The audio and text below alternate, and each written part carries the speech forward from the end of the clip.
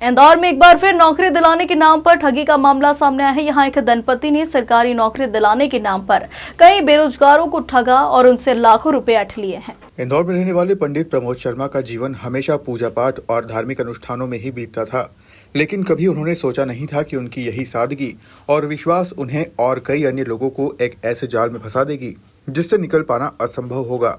ये कहानी तब शुरू होती है जब पंडित जी की मुलाकात रवीना बोरासी नामक महिला से हुई। रवीना ने पंडित जी से धीरे धीरे अपनी नजदीकी बढ़ाई, पूजा पाठ में उनकी मदद मांगती और खुद को एक शुभ चिंतक के रूप में प्रस्तुत करती। रवीना ने पंडित जी से कहा कि वह सरकारी नौकरी दिलवा सकती है।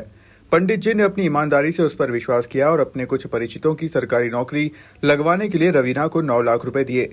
लेकिन समय बीतता गया और नौकरी की कोई खबर नहीं आई।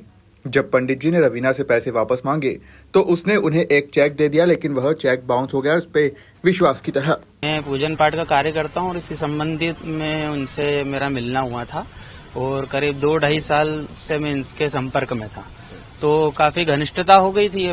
पंडिताई जो कि कर्म ऐसा है, तो और बातों बातों में इन्होंने मुझे बोला कि मैं कंसल्टेंसी का काम करती हूँ और ये मुझसे बार बार बोलते भी थे कि कोई आपके हो ऐसे जिनको नौकरी लगाना है ये वो। तो बहुत टाइम तक इन्होंने जब मुझसे बोला तो मैंने इनसे डिटेल मांगी, तो इन्होंने कहा कि भाई हम सरकारी नौकरी लगवाते हैं, रेलवे में हैं और पुलिस में हैं, आर्मी में भी हैं, सीबीआई में है, क्राइम ब्रांच में, बहुत सारी इन्होंने मुझे जानकारी दी और भेजा भी मुझे व्हाट्सएप पे सारी सरकारी नौकरियों का कि यहाँ पर सरकारी नौकरी है, इतनी जॉब है, इतनी सैलरी है और ये क्वालिफिकेशन, ये सारी चीजें मांग रहे हैं। तो मैंने अपने परिचितों का रेलवे के लिए और पटवारी के लिए इनको मैंने डॉक्यूमेंट दिए थे।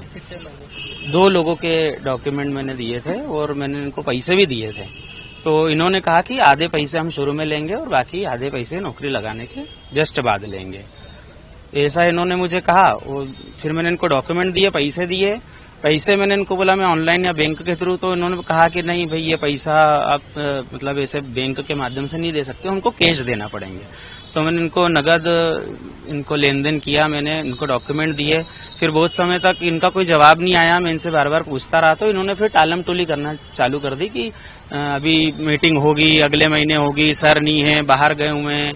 तो ये सारी चीजें इन्होंने बताई। पंडित जी अकेले नहीं थे जो रवीना की ठगी का शिकार हुए। गौतमपुरा में रहने वाला एक युवक भी इस जाल में फंस गया। उसने अपने परिवार से छिपाकर रवीना को 3 लाख रुपए दिए, लेकिन उसके सपनों की सरकारी नौकरी भी सिर्फ एक झूठ साबित हुई। जब युवक ने पैसे मांगे तो उसे भी वही झूठा चेक मिला जो पंडित जी को मिला था। किस तरीके की धोखाधड़ी है? सर इसने पहले ना क्राइम ब्रांच का बोला, तो वहाँ हिंदी टाइपिंग की जरूरत थी, तो मैंने बोला कि मुझे हिंदी टाइपिंग नहीं आती, तो इसने बोला कि मैं फिर रेलवे में तुम्हारी करवा देती हूँ, टीसी या लोको पायलट में। तो मैंने बोला ठीक है। पहले तो मैंने उसको मना करा, लेकिन उसका मेरा माइंड ना वॉश कर दिया उसने, इसकी बातों में आ गया और उसको 3,30,000 रुपए दे दिए, जिसमें मैंने 1,30,000 रुपए इसको अकाउंट में दिया और 2 लाख रुपए कैश दिया। सर इसने मेरा ना मेडिकल तक करवा दिया। पहले बोला कि ग्वालियर में होगी, इसके बाद बोला जयपुर में ट्रेनिंग होगी, फिर इसके बाद बोलती कि तुम्हारे लिए खुशखबरी है, तुम्हारी ट्रेनिंग ना इंदौर में हो गई, तुम मुझे पैसा दे दो, यहीं पे आराम से रहना, तुम्हारे पैसे बचेंगे। सबसे दुखद कहानी एक गरीब महिला की है जिसने अपने पति को मेट्रो में पियून की सरकारी नौकरी दिलवाने के लिए रवीना को 65,000 रुपए दिए थे। ये पैसे उसने बड़ी मुश्किल से ऑनलाइन लोन लेकर जुटाए थे, लेकिन जब उसने पैसे वापस मांगे तो उसे भी वही बाउंस हो जाने वाला चेक दिया गया। 65,000 रुपए काय में नौकरी लगवानी? मेट्रो ऑफिस विजयनगर में सरकारी नौकरी। फिर क्या हुआ? बोला 3 महीने बाद लेटर मिल जाएगा सरकारी, फिर बोला 6 महीने बाद आएगा, फिर बोला साल भर हो गया। फिर मेरे हस्बैंड ने छोड़ दी जॉब कि सरकारी नाम नहीं हुआ। अच्छा। इसके बाद हमने प्यून में हाँ फिर उनसे पैसे मांगे तो बोलते करते रहो, आएगा लेटर, 2 साल बाद आएगा। हमने फिर मेरे हस्बैंड ने जॉब छोड़ दी उन्होंने। फिर पैसे मांगे तो बोलते पैसे नहीं है, आगे से आएंगे जब दूंगी। आपने कैसे पैसे इकट्ठे करके दिए थे उनको? कहाँ से लाए थे? लिए थे ब्याज से पैसे, लोन लिया ब्याज से लिए, ऐसे करके लिए उससे।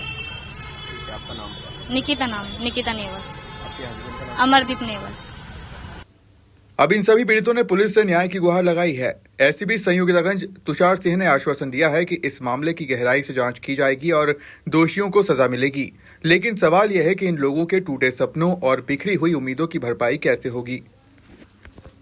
इंदौर से हार्दिक प्रजापति की रिपोर्ट।